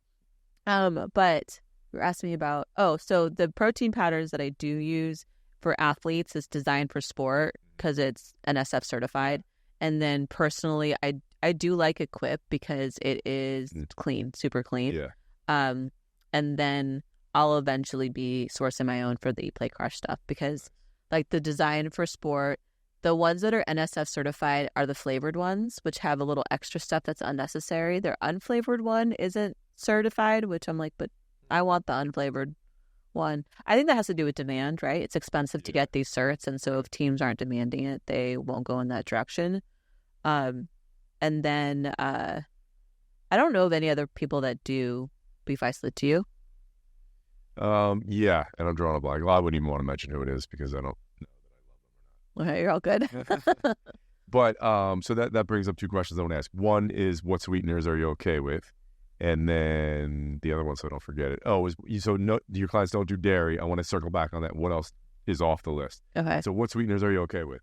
Honey, maple syrup, yep, cane sugar, dun dun dun. Okay. Would you prefer cane sugar over stevia? Yeah. Okay. Again, I'm dealing with athletes. Yeah. Right? We're not worried about too much sugar. Right. Also, it's a flavor profile thing in the sense that artificial sweeteners are usually very, very, very sweet tasting. And so it blunts their ability to understand the natural sweetness of other foods. Yeah. And then they realize they don't really want a lot of sweet foods. So we've retained in that week at the gut reset and the introduction, their palate gets retrained and they're like, I actually didn't realize how sensitive I am to sweet. Yeah. And there's a profile of nutrients in honey. There's a profile of nutrients in maple. I want to be more deliberate around that. Yeah. I get a lot of crap when I say, it's not the sugar, it's how much you consume. Yeah. I'm not talking about people who are diabetic that have to watch that stuff. I'm talking about your regular everyday person who is like, oh my God, there's 6 grams of sugar in here and they're like paralyzed. And I'm like, I really need you to chill. Right. Which is, I love that you brought that up because so many people are like, oh my God, if you have sugar, it crushes your immune system and triggers a response and you get sick. And I'm like, yeah, but not for that guy. He just gets bigger and leaner when he eats it. It kind of depends on who the person is, their body comp, what they're doing, how active they are, how much muscle they have. When I put glucose monitors on my athletes, they're usually hypo, not hyper. Yeah. So I'm trying to get more in. Yeah. I don't like when I see a stevia or a monk fruit in somebody on the ingredient label. Also, and again, you have really smart people who are sharing studies on their podcasts who don't have 12 years applying it to athletes and clients to actually say what happens or going off the study. And the studies are valid, but I'm also being like, when I give these things to my athletes, to my clients, their stomach hurts. Yeah. It's as simple as that. Yeah, yeah. Do you not feel good? We're no longer using this. Right. So when people are like, oh, but this is okay for these reasons. And then there's like something else worth bringing up. Everyone got scared off of gums as fillers. There's actually a lot of good material coming out now, and also with clients where I will sometimes purposely include like gum acacia, I think that's how you say it. Yeah. Because it helps their gut. Okay. So are there some gums that are no good though? Well, the gum acacia is the one that I was studying, so I can't speak to the other ones, but it's like I was seeing how like there's actually a good reason to include that purposely. Yeah. I've actually formulated a never before created protein powder, plant-based protein powder, okay. And gum acacia is part of it because it helps with the bioavailability of it and the stability of it. And so when I was researching it, and then I have clients who are like, yeah, guinea pig with me, and I'm like, okay, cool. So you said it's a plant-based protein powder? Here's my thing on like plant-based products. Yeah. I like, obviously I'm a meat eater, all about that. But when it comes to putting products into the world, I will not always have plant-based products, but I will like to lead with products that are plant-based. So you as an individual have the choice to add your animal-based protein. Yeah. So it's more inclusive. I don't want to be a brand that's like, we're all plant-based or we're all carnivore. It's like, look, I want to be able to always provide you with a good baseline that you can then design your health on top of it. So I'm surprised to hear that well, let me get this clear. Do you like any current plant-based protein powders? Because no. Yeah, they wreck most people's stomach. Which is why I formulated a brand new one that has Because generally it's like brown rice powder, pea. Those are the main two. And then a lot of times they'll throw in seed and all kinds of other stuff. And so I don't like any of those. Okay. Yeah. And so I accidentally, just like when I made Phat Fudge, accidentally figured out a different source. Okay. Which I'm really excited about. And then I want people to be like, add your protein powder choice on top of that. But I do want, I really am about inclusivity and then building upon that. Yeah. Which everyone wants to die on their hill. And I'm like, there's so many hills. I'm so tired. Yeah. There are some plant-based protein powders that taste good, and then you feel good for an hour. You're like, oh, I think I made it. And then, and then you're fucked. Yeah. You know? I remember sometime there's a pre-made one in the bottles. I can't think of the name. And I was starving. I was training with someone. They're like, oh, try this. It's great. I just got a free case. I'm from the company. Same about I thought, oh, this is amazing. And then I was destroyed. Yeah. I've been people that try to sell me on pea protein. Yeah. Same thing. Because I have to eat the way that I eat for my autoimmune disease, I'm a really good barometer. Yeah. And I will try things just to suffer and be like, I told you this is a bad idea. Yeah. But I also, the bigger a company is, the more you have to be aware that likely some corners were cut in production. Right. Oh, yeah. Right. 100%. And so a lot of people get into business, big dreams of selling to a larger organization. When that happens, things change, which is why people ask me, do you plan on selling your company eventually? And I'm like, I don't think so.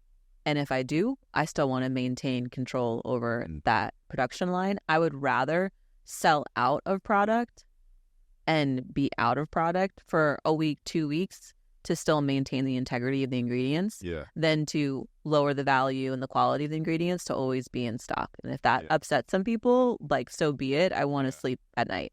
Yeah. I don't know if I ever told you this. This had to be at least 20 years ago. A good friend of mine was going to make a batch. Back in those, like now you can get, I don't know what the minimum is, right? But back then you had to get a minimum of like a few thousand bottles of protein. But he's like, I don't like any of the protein powders. I want to go in. He's like, do you want to get involved with me? We'll taste test it. We'll put in the highest quality ingredients. And so we went to this lab where a lot of the biggest names go. And the guy that we met with at the lab, I'm not going to mention the company, but it was the number one selling protein powder in the world at the time. It's probably still top 5. Mm-hmm. And we just developed a rapport with him. I tend to be decent with people and get them a little bit else, you know. and I think people are just scared of you. He goes, bro, I'll be honest with you. I wouldn't feed this to my dog. It's awful. Yeah. And he goes, you know what they said to me? He goes, word for word, they told me, I don't give a fuck as long as it tastes like Haagen-Dazs. And I was like, holy shit. Yeah. I've heard things of that nature from big companies more times than I can count. And every single time they're saying it to me like they're bragging and they don't realize how disgusted I am. Yeah. And it's gross from that level. Yep. And then all the people that buy into it and take the checks from them to then push it out, I don't get it. Yeah. So, I mean, you and I are okay with ruffling feathers. So I'm like, look, I'm going to do it the right way. Yeah. And it's gross. When you get into CPG, it is the wild, wild west. What is CPG? Consumer product goods. Okay. So any products at that space. And it's ugly in there. Yeah. So to circle back. So no dairy for any. No dairy. What else is off limits? In season. Is everyone off grains or no? Depends. Okay. But mostly off grains. We'll do quinoa, which botanically is a fruit. But it's there's like 1 or 2 athletes where we'll still include rice here and there, but no grains. And people are like, what about their carbs? Potatoes, beets, things like that. But getting ready for a movie, Let me ask you this. do you find that some people, because potatoes are nightshades, Japanese yams, to be clear. okay, that white rice would cause less gut distress? It depends on the person. Yeah. So some people... So the answer would be yes, though, depending on the person. Yeah, it always depends. Yeah. So some people will have a horrible reaction to white potatoes. Yep. But a little bit of reaction if we skin it, and then better reaction to rice, and then some people will have a bad reaction to all. But I generally don't do potatoes, to be clear. We do sweet potatoes, Japanese yams, purple potatoes. People seem to all respond to those better. But if you are... Is there a purple potato and a purple sweet potato, or is just a purple potato or a purple sweet potato? Is that a thing? I don't know. I feel like I was talking about this with Jen the other day. Is there Peter Pineapple Pepsi Pickle. Is there a regular purple potato and a purple sweet potato, or it's just one? There's the Japanese yam that looks purple on the outside. Are you talking about the purple skin and it's white on the inside? Yeah. And then there's a purple potato. Right. Okay. See, that's what I thought. Yeah. And the purple potato is not a sweet potato, I don't believe. Yeah, it's closer to like a white potato. Closer to a white potato. Yeah. I like using it sometimes for like the visual, like just like throw in a color, not for athletes, but like when we're doing something from a culinary perspective. But then also yams aren't really yams. Here in the States are all mislabeled, blah, blah, blah. Are purple sweet potatoes and Japanese yams pretty similar in terms of like... Purple sweet potatoes, or you mean purple potatoes? No, purple sweet potatoes and Japanese sweet potatoes. Pretty similar? Japanese sweet potatoes are the purple skin, white inside. Then you've got the Hana yams, and then you've got the sweet potatoes. Hold on. Japanese yams are yellow inside. Yes, with purple skin. Yes. Yes. But then there's purple skin and purple inside. Well, there's just a potato, purple potato. Oh, unless you're talking about the purple sweet potato. Yeah, there is a purple sweet potato. Yes. Oh, but it's not a... Yeah, okay. Can we do a whole episode on potatoes? Let's just line up every potato. Is that pretty similar in terms of like how people tolerate it gut health wise? Is it like eating the same thing, basically? The same kind of nutrients and whatnot? Actually, I don't know because I don't use it enough to be able to speak on it. I usually stick to... Like yellow Japanese yams more. The Japanese yams or the Hana yams. Yeah. I do have a lot of athletes, when we do the blood serum test, react poorly to the sweet potatoes, the orange ones. Okay. So I don't use them as often anymore. If you see orange in my meals and pictures, that's usually butternut squash. Okay. But what do we avoid? Hold on, real quick. Is there any particular reason, and I don't know that anyone would know this, why sometimes you can get an orange sweet potato and it tastes like sweet potato pie, and sometimes it tastes like a carrot, and it's like, what is this? Horrible. Just a luck of the draw, or does it mean it's gone bad, or? I have no idea. Are you sure it's a sweet potato? It's definitely a sweet potato, yeah. And it's the same variation? Yeah. Wait, let's see. We're real quick. Let's check how many variations of sweet potatoes there are. I think it's the same thing, because I'll get them from the same table at Whole Foods, and some days you're like, oh, these are delicious, taste like sweet potato People pie. think it's the same table, but if you really look, it's different. Maybe it is a carrot. How many variations of sweet potatoes? I love this tangent. It definitely tastes like a carrot, and it's not very enjoyable.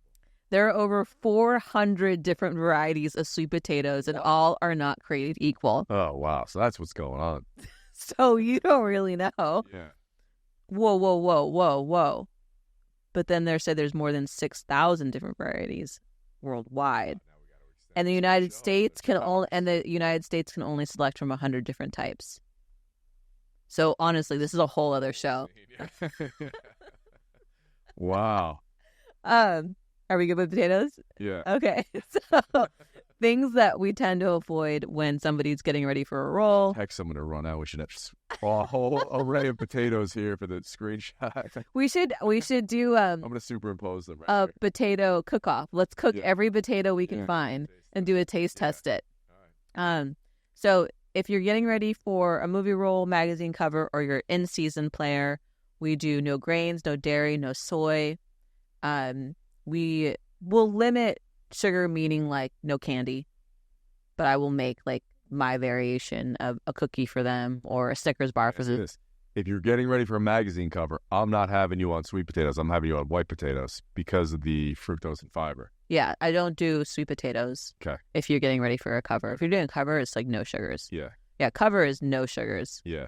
If you're an athlete, sugars, because Yeah. you're out there. But no grains, no dairy. Although that's no where I candy. differ too. Because cover would be a lot of sugar the day before 48 hours. Well, yeah, when you're prepping for the actual day itself. I'm talking about the... Leading up. Yeah. No grains, no dairy, no soy, no candy. Legumes, depends on the client. Okay. But it's generally protein, leafy greens, variety of leafy greens, dandelion greens, collard greens, chard, red chard specifically, array of herbs. Most greens cooked? Steamed. Okay. With vinegar. Okay. Steamed with vinegar. Mm-hmm. No raw?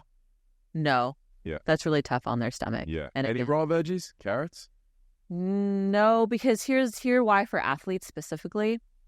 You want to optimize digestion. Yeah. And it's harder to break down. Sure. So like an example of altitude meal prep that's different than regular prep, if my athletes are in California and we're going somewhere at altitude, all of their proteins are going to be shredded, essentially pre-chewed. Nice. So that its body can digest it better. These are the things that I think about that a lot of people don't think about. Yeah.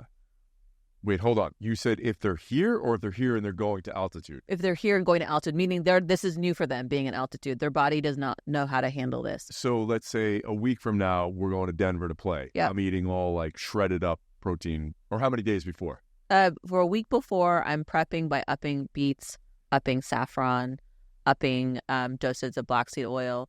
Foods are going to be pretty much normal. A couple days before, and all the meals while we're there, super shredded. Everything, all the greens are chopped really, really, really fine because I'm just optimizing digestion for you. Amazing. So those are the things that I think of. That's why when someone looks at the thing and they're like meal prep, I go, oh yeah, meal prep. That's all it is. Yeah. So there's a lot of thought that goes into that. Would that be a general rule if someone's struggling with digestion? They should shred their chicken. They should eat ground beef instead of steak. Is that like a? Yes. Okay. With the caveat, we have to know why you're having trouble with your digestion. Yeah. Right? Do you have an acid imbalance? How are your digestive enzymes naturally? What is your gut biome like with far as like, do you need probiotics? Do you have something that's hiding in there like H. pylori? So it's like for short term, yes, but also why are you having trouble digesting? Obviously, don't be someone who takes a bite and swallows and that's it, like chew your food. Yeah. But if you're still having trouble with that, then you want your body to be flexible and be able to handle different things. So there's always the short term make you feel better, but then I'm always gonna be like, well, why is that happening in the first place? So just to continue on that, you mentioned acid there. How does someone know if they would benefit from taking HCl or apple cider vinegar before? Like for some people that could be great, or some people it could be not great. Labs. Yeah. Okay. Yeah. But is there just a test, like if someone's listening now and they're not doing labs?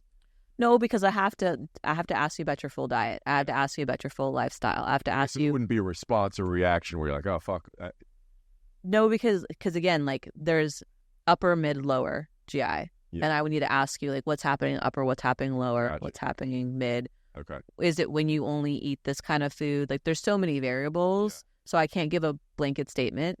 A lot of people think they have high acid when really they have no acid. Right. So and they're like, oh, my doctor's saying avoid anything that has acid. And it's like, but do you actually need that? Yeah. So where it's like your general practitioner, if they're not well versed or they don't call upon other experts, take them with a grain of salt and then go see the specialist or a functional doctor. And now things are a little more accessible as far as maybe you don't have access to a functional doctor where you are, but there's probably somebody who does telehealth somewhere else that you can at least consult with. Right. And they can order labs where you are. If someone needed it, do you ever use HCl in capsule form, or do you try to go like with food or something like that? Well, we've done both. Okay. Yeah. And when I say we've done both, I'm working with a team of doctors. It's not just Mary making decisions. Like and people who are smarter than me that are helping apply it. Yeah. So I don't know if you finished the list. We're jumping around. I don't know if you finished the list of foods that you don't give people. I went through the don't, and then I was saying what we include. So it's basically for in-season athletes, proteins, leafy greens, carbs in the form of potatoes, different nuts, variation of nuts, and then being very deliberate about nutrient-dense things like liver, like bass, like salmon, like the saffron. And then for athletes, you are supplementing heavy because they need more than your average person. Yeah.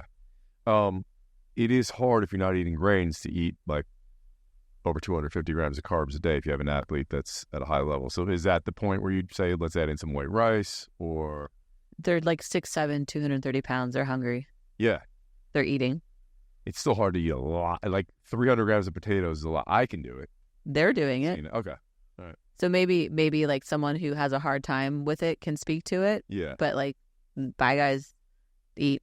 Yeah. Yeah. Do you ever use any kind of carb powders or no? And like I said, yes. And like I said, some athletes, we do use rice. Yeah. And yeah, I do there's a sweet potato powder. Yeah. That we'll throw in there. Yeah. Yeah. Yeah, it's clean. Yeah. So we'll use that. Yeah. I also will make my own sometimes. Okay. But I'm really grateful for the kind of clients I have that they hire me for my expertise. Yeah. And just follow instructions. Right. Some of them want to know more, like they want to know why, but it's like, I hired you and now I'm going to get out of your way. Yeah. And it's dope because these are top of their game, literally, and they work with some of the elite practitioners in the world in their organizations. Yeah. And they still will tell those people, consult with Mary. Mm. Like, we need to all be on the same page. Yeah. And I also need Mary to be on board with this because my interest is their performance only. And so they're like, if she says cool, and I think a lot of it has to do with they know that if something seems off, I'm going to investigate to the outweigh late hours of the night finding the solution. Yeah. So they just trust that. Yeah. So I'm pretty lucky. Like they'll joke like it was one time I needed to run labs. We couldn't figure out the schedule for the athlete. So I had the lab send somebody, the phlebotomist, to the airport. So right before he's getting on the plane, he's getting blood drawn as we're at the airport. Yeah. And then I'm handing him a whole thing of pills. And the guys are like, you just trust her? He's like, yeah. And he just throws it down. And it's because they know that the quality of work and the track record. Yeah. So if I say eat a chair full of potatoes, yes, ma'am. Yeah. You use tart cherry juice at all? I do. Okay. Yeah. Big fan of that post-game. Post-game, I'll share some of the bases. Post-game is tart cherry juice, mango, pineapple, aminos, reishi, ashwagandha, black seed oil, L-glutamine, glutathione. They'll do bases as their recovery stuff. Do you ever use high-dose glutamine if someone's got gut issues? Yeah. You do? Yeah. Like how high would you go? 20 grams a day? Yeah. Okay. And but again, it depends on the person. And then we have fun with athletes. Like everyone loves my dairy-free recovery ice cream. Where I'll throw them in the freezer at stadiums for my players, and another player will grab it, and then I'll get a call like, so-and-so took my ice cream. But it's a dairy-free ice cream that has recovery adaptogens and protein and all that in there that they really enjoy. Because I still want them to have fun. Yeah. I have some athletes who are like, I've decided I'm only going to have the recovery ice cream on games we win. I'm like, well, then you better win because I need you eating that. What was I going to say? Well, one thing I was going to say is I miss having food you cooked. It's been quite a long time. Make that happen sometime in the next few weeks. I can. I'm getting so hungry. I think the last thing I made you guys was the ice cream sandwiches for Jen's birthday. Yeah. And then I brought over those blueberry barbecue short ribs for one of our... I forget it was the fight or the game. Yeah. One of those things. Yeah. Yeah. And then you would just randomly pop over with desserts. Yeah.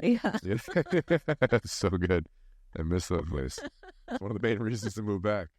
Yeah. What you gotta chop with that. I know. Wait. Yeah, I was just gonna ask you something else about. There was one other ingredient that I want to ask you about. Now I can't remember it. Do you think that people now, not athletes, in fitness, there's this cult of hydration where you wear it as a badge of honor if you pee clear, and you're like, yes, I'm super hydrated. And I'm like, yeah, not really. I don't think you should be peeing clear. I think you should be pale yellow. And if your dog pees clear, you take them to the vet. There's people are just consuming water too much, in my opinion. And what happens is, especially if you're a high-strung, high cortisol, anxiety-ridden person, it actually makes it worse. For example, Jablonski used to chug 2 gallons of water a day. And I was like, no, you're out of your mind. And I go, just trust me, drink less water. And he's like, what? That's the opposite of every fitness person of all time. And I go, yeah, just trust me and do it. And he goes, "Oh my God, I feel like I took a Xanax out. I'm not as anxious anymore." Yeah. Yeah. I have only heard you talk about that, but it makes sense because I'll notice that if I'm overhydrating, I get cold. Exactly. I run really, really cold. Yeah. I think that without knowing enough to speak on it, I think people like to wear a badge of extremes. Yeah. And it is really weird. Yeah. I think your body's really efficient. I don't drink a ton of water, and it freaks people out. Yeah. I'm also hydrated just fine. Right. I also, eat foods that are like you're getting hydration more than just the water that you're drinking. And so if your pee to me is clear or dark brown, there's an issue. Yeah. If it's right down the center Right. and doesn't have an odor, we can get into all those details, like you're solid. But I think in general, you could say the extremeness exists on almost anything. Yeah. Does Luca drink any water? I'm not sure if he does. Luca drinks his energy drink. When we lived here, he would come down and stay like every month or something. Yeah.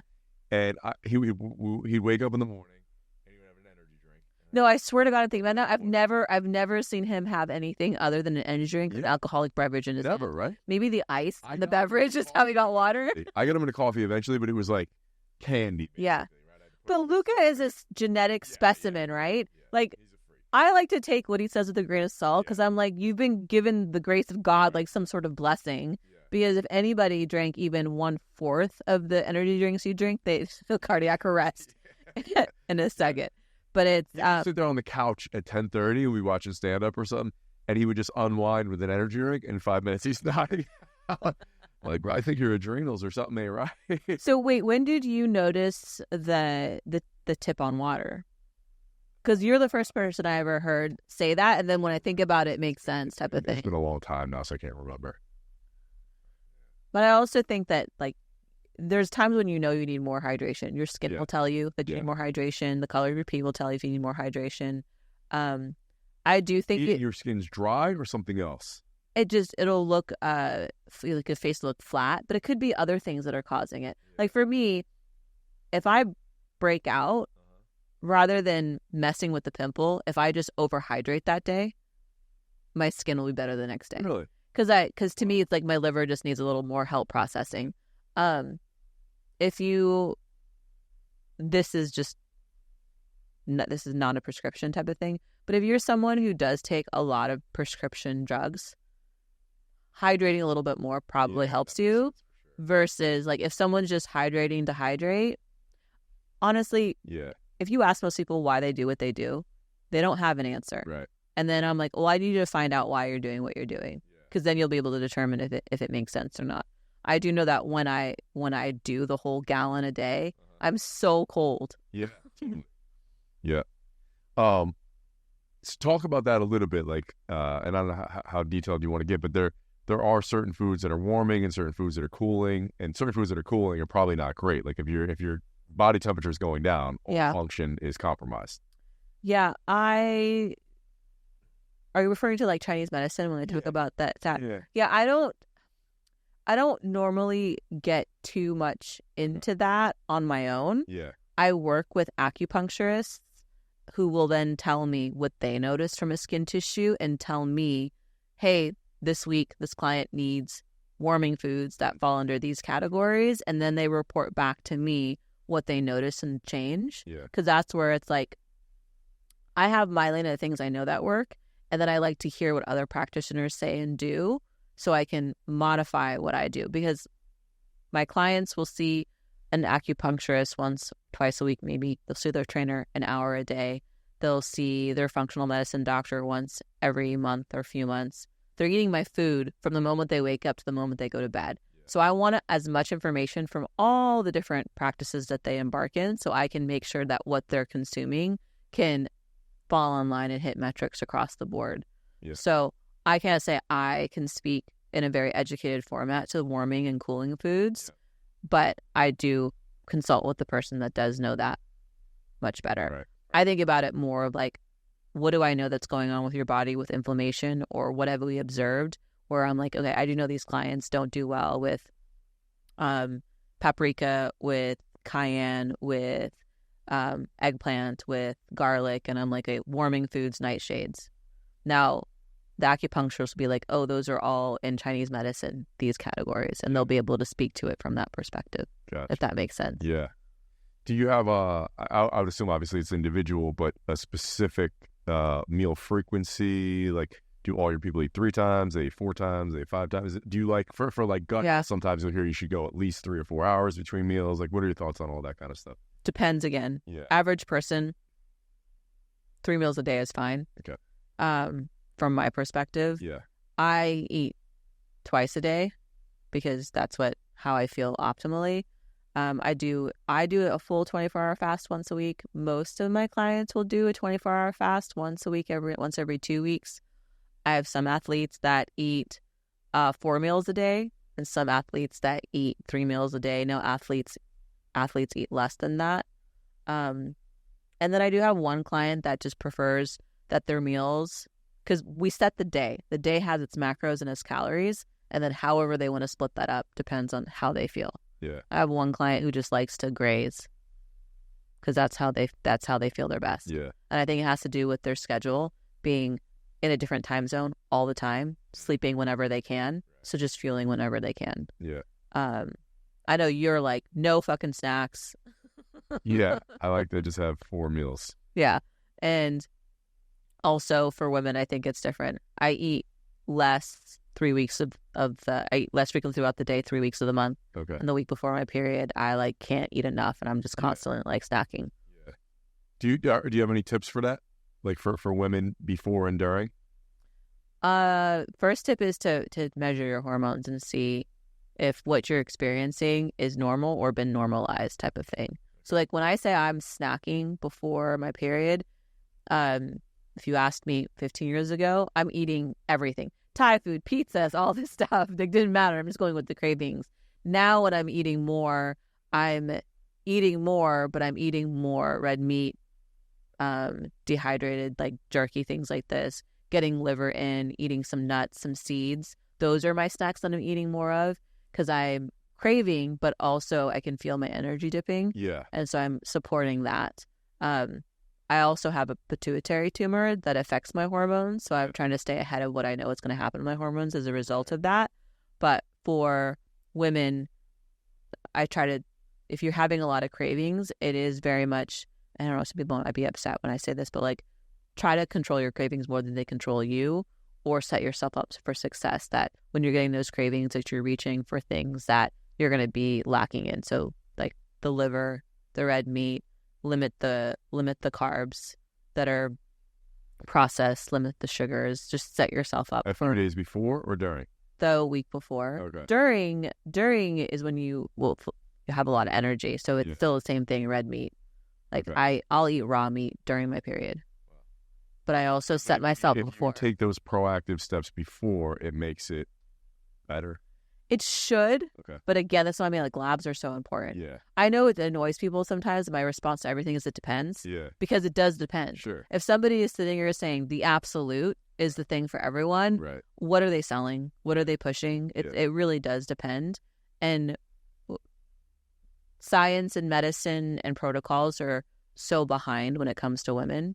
Yeah, that's why I'm like, I just always want to look at your labs. I just want to look at your data. I want to track you for a month of everything that you're eating. So we have a calendar set up for my clients where we track what they're eating every day, what time they're eating. We're tracking their mood, their sleep, and then we're color coding each day. Good day, bad day, okay day. And so we can now look at patterns like, hey, you've had this many good days. Here are all the habits that contributed to that. Here are your bad days. Here are the habits that contributed to that. Because then we learn, and then I can answer questions in more educated format. Yeah. And then they learn about themselves. They're like, holy crap, I didn't realize I had this many bad days. Or I had all these good days, and had I not tracked it, these 2 bad days would have made me give up because I wouldn't have known I had so many good days. Right. Yeah. Do you ever get like for example, if let's say you and I go train after, I would never it's weird. Like, I would never want you not to train with me because I know it wouldn't be as good. That's my belief. Right. Do you get that with clients where, like, they're eating all your food? Would it drive you nuts that they're not eating your food? You're like, oh, fuck, I know they're not as optimized as they should be. This drives me nuts. So being few ways to answer this. My clients know better. But it's also because you care so much, right? Yes. It's like we're working to make you the best. Yeah. If you're an athlete's a contract year, we're working to make sure that contract is clutch. If we're getting ready for a role. And so because my business is referral only, I realized that I have a reputation apparently. Yeah. And the episode that I recorded with Lupita on my podcast, she shared, she's like, the first time we spoke, you said to me, I'm going to write you a program. And if you deviate from that program, I'm not responsible for the results and you won't be my client anymore. And she was like, I was like, this is my girl. Yeah. I've had other clients come to me and be like, at the end of that initial intake call, like, I hope I've demonstrated that I'll be a good client. And I'm like, holy crap, what have I done? Yeah. So my clients do follow everything, especially when we're getting ready for something. When we're not on the clock, I don't care because it's not my business. Right. I will say I do get frustrated when I'm working with a few clients on a team and I have to be around the rest of the team and I see how the team's getting fueled. Yeah. Like 3 or 4 years ago, I was in a hotel getting my players ready. This is for a soccer team. And then I saw what the staff was getting ready for the rest of the team. Mm-hmm. I was just disgusted. I was looking at the back of every container and being like, this just feels so disrespectful to our athletes. Like, I was just getting so angry. And how in 2023 in professional, I was going to say weight rooms, but like on a professional campus, I can't even, or in a locker room, whatever, there's that shitty food. And sometimes it's like, I'm not going to name the teams, but like, I go, you guys are giving them this protein powder. I know you can afford a way better protein powder. The ingredients in this are fucking horrible. Right. So my dream with the Eat, Play, Crush Elite Performance Agency is to flip performance sports on its head, because you have an athletic trainer and a skills trainer dedicated to 2 or 3 athletes per team, right? There's some individualization there. You have one dietitian that's there maybe once or twice a year. You should have one nutrition specialist for 2 or 3 athletes that knows everything about that athlete. Yeah. And so I want to create that as the standard. My players have allowed me to do that in some really great organizations thus far. And so when people are like, what is the dream? It's to partner with sports agencies. It's to partner with organizations, go in and teach them what it is that I do, so then they can facilitate that for their own staff and slowly impact every league, every level into college. So that becomes the standard, because now you are protecting the athletes. You're going to see just how good they are. Imagine the goats that are going to come out of that when you remove that noise. You are also helping post-career. What's their life going to look like after that? You're increasing contracts that they get money-wise. You're making more money for the organization by spending a little bit more money on this. Yeah. It's so crazy. The fact that nutrition is still overlooked. I did have one coach once laugh at me. It was a performance coach, was like, you really think what you're doing helps these athletes? And I'm like, how about I make you a drink that fucks up your next 24 hours and you tell me the power of nutrition? Here, drink this. Let me know if it makes you feel good or bad. Yeah. And it's been a long battle. It's much easier to talk about now than it was before. And so the fact that it's not like that in some ways is exciting, right? Because we can go in there and make a change. Right. And I want to teach other chefs about what I do. I'm not precious about it. It's just going to empower everyone. Yeah. And then you're going to have athletes that are so bought in that maybe they won't take money from these crap brands and promote it to kids. Yeah. Like it's like, I'm just trying to like really like go broad. But to your question about being upset sometimes when my clients are deviating, they also still have to live their life. Sure. I do get frustrated when some of my friends, Jay, will be talking on their platform about not feeling well or something with food. And I'm like, do you not know me? Right. Do you not have the backbone? Right. But I have a lot of friends who they're not in the world that we're in. Yeah. And they'll complain about the same thing over and over and over again. And I sometimes want to be like, yo, you do know I can help you, but I also know they may not be ready. Yeah. To like really go for it. Yeah. And so I think maybe it's different for training, but like there's also times when I go out and people will be like, oh my God, Mary, don't judge what I'm ordering. I'm like, I don't care what you're like. I really don't care. If you're not my client, we're not getting ready for anything. I don't care. I think I just get frustrated when people choose to live in pain and complain about it and don't do anything about it. For sure. Or if I do see people or athletes who are playing alongside my athletes who aren't getting the care that they deserve. Yeah. One, because they deserve better. They're trusting the people around them to give them the best and not getting the best. But they're also ruining the chances of my clients winning another championship. So it's like, it's very like, because I really care about what I do. Yeah. It's all I have. It's sad to say that, but it's all I have. So I really care about it. So I will continue to be passionate and hopefully see this vision all the way through for the performance agency piece. Love it. So how do you handle all the things you have going on a regular basis? You have a lot going on, a lot of success, doing a lot of cool things. It's a lot to deal with. You and I've had private conversations. It's hard. Yeah. It's hard. Yeah. Yeah. You get buried. Through that a little bit. I disassociate a lot. I mean, look, I could never really recommend what it is I do and how I do to anyone. And I'm not like be like me, but it is a choice that I make. I don't have like a social life, but I also really love what I do. Where like this is I know this is my social life. It's hard. I have friends I reach out to when it gets really difficult. I am someone that really thrives in solitude, so I'll try to spend time alone. And sometimes it'll be alone around people. Like if I'm traveling, that hour before my flight, sitting in a corner is where I'll try to recharge. I try to keep things in perspective. I do slowly like create teams around me, but it's hard. I'm tired. I slant towards depression.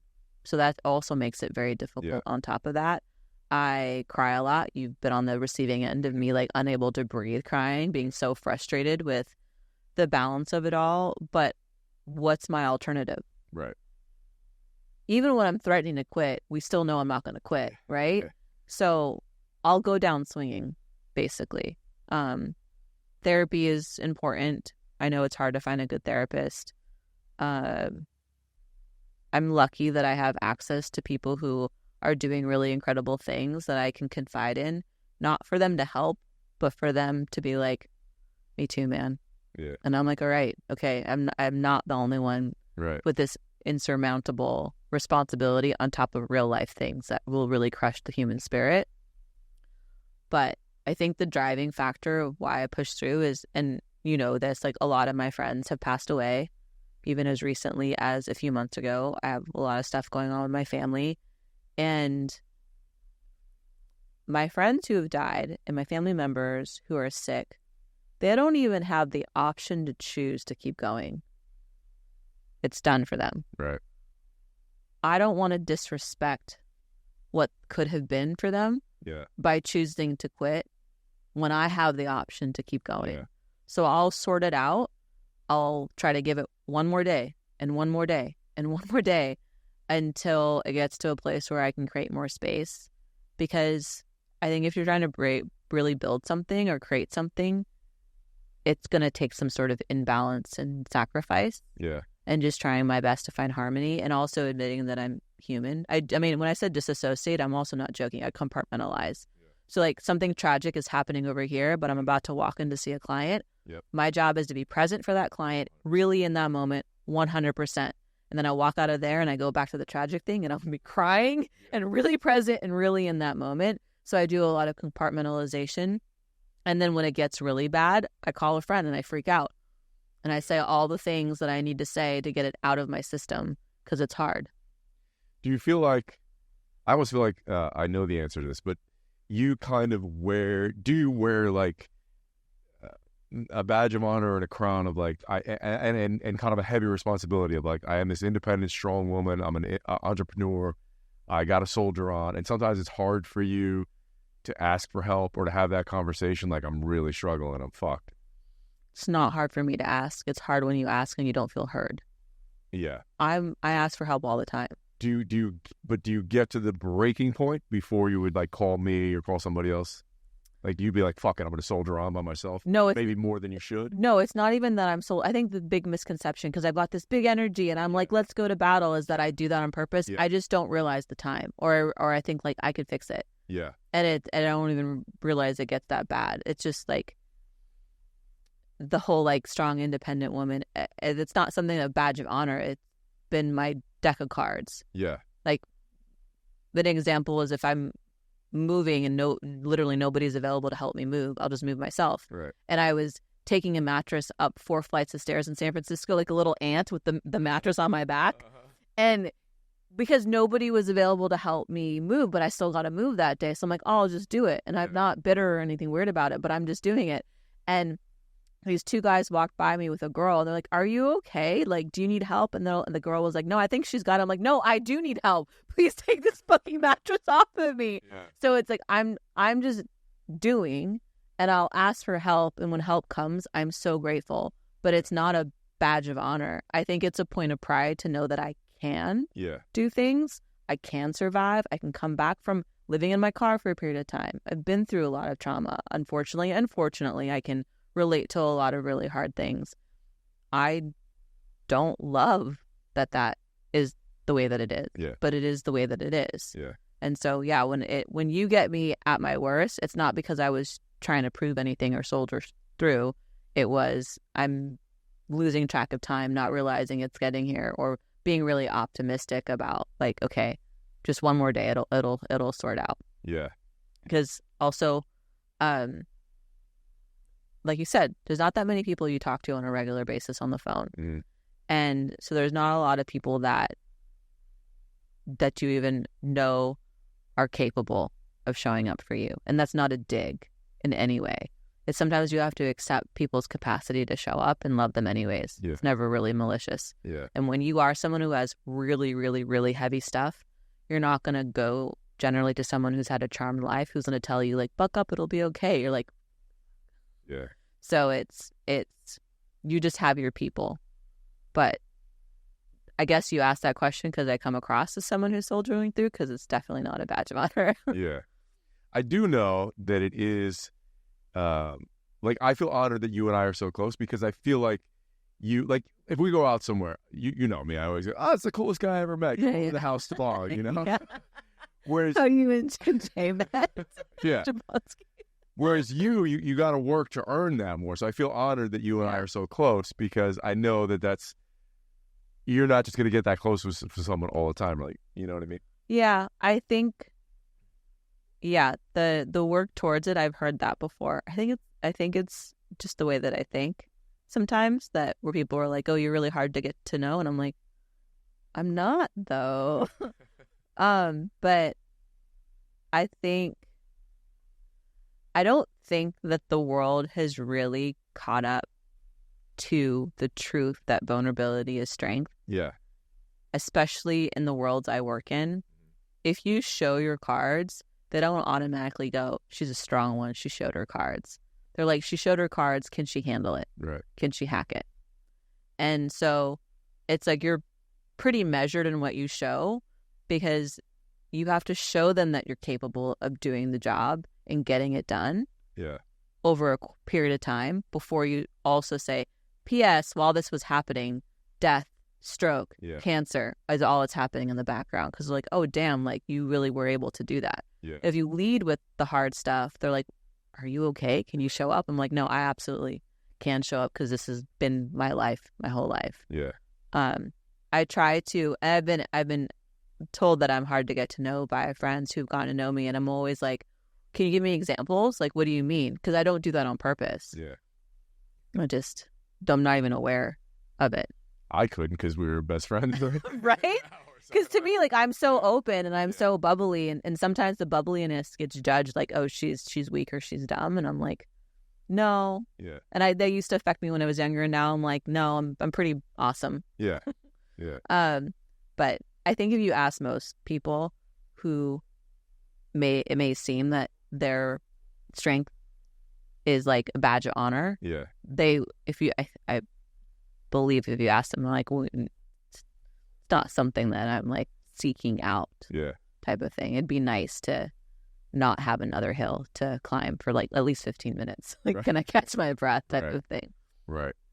And then how often do you like when I was living here, we would hang out quite a bit, and we like, all right, let's assume. Well, how often do you say like it's all right, I'm just gonna go be silly and chill, and do you not do that enough? Not Like, anymore. yeah. That makes me sad. So I'm so pissed you guys moved. It was such bullshit. So when I left San Francisco and I came here, it's been all business. Not a lot of time for the silliness, Yeah. which is why I love that I'm in sports. Yeah. Because I can go to games and that silliness, that energy comes out. But prior to starting my business, it was a good balance of getting shit done in corporate and having a lot of fun and being really silly. I happen to think I'm hilarious and like shenanigans all the time. Yeah. And then here it's all business. I'm in industries where I have to show up a certain way to have a certain level of respect. And then I learned the hard way. Not everybody wants to be your friend. They want to all that stuff, which is why it was such a breath of fresh air when I met you and Jen. And I'm like, oh my God, real people. Oh my God, this is amazing. But when I went back to San Francisco for a longer stint in 2021, 2022, it was the longest time I'd spent back in the Bay since I moved here. And I had my assistants with me who've only ever known me in LA. And they made an observation. They're like, one of them was like, I don't know how to say this, but this is the happiest I've ever seen you. And it didn't even dawn on me that I am a different energy, because some of it could be nostalgia, Yeah. but I'm also in a place, in an environment around people that know me, like really know me. Like I'm known as Mur back in the Bay, not Mary. And also my old stomping ground where it was a lot of fun incorporated in it. And it's weird to say you miss your old self because you're now a formation of your old self, but who you are currently. Yeah. But there isn't a lot of room for that. And so I think people who think I'm hard to know, when they see that silliness, they're like, I didn't know you had that in you. I'm like, are you kidding me? I'm an idiot in the best way possible. So That's all I think of you. Not as an idiot. I just think of you of like all the fun times we have. Right. Just dancing Yeah. and joking around and playing games. Yeah. I don't get a lot of space for that. Yeah. Like, could you imagine me doing that in a sports organization during playoff? They'd be like, what? Get out of here. Right. So I don't get a lot of space for that. And that's something that I'm hoping with this next stint of launching the podcast, relaunching the products, getting more support with the sports agency, that I'll have more time to step away and have more silliness. Yeah. And be able, like, I haven't been on a vacation, like a real vacation, since 2009. Wow. It's depressing. Don't be like Mary, guys. But I mean, I've also accomplished really cool stuff. It's not all miserable. Like, being able to be sideline of some of these great accomplishments is so much fun too. But I would like to have more of that silliness too, because I think the more of that I can incorporate, the more, not that I'm trying to replace you, but the more that we will attract people that are like, okay, that girl is like a lot of fun to hang out with type of thing. Yeah. Man, we covered so many things, and you talked about like what the big plan is for the future. Anything else like coming up that you're excited about? And I mean, what did I and I talk about? we basically covered it. Yeah. So do you want to just let people know where to follow, where to find you? At Paleo Chef on social. The podcast, if it's out by the time this episode comes out, is Eat, Play, Crush with Mary Shenouda. A lot of really exciting guests. And then at Phat Fudge for the product. Awesome. Yeah. So much fun. Thank you.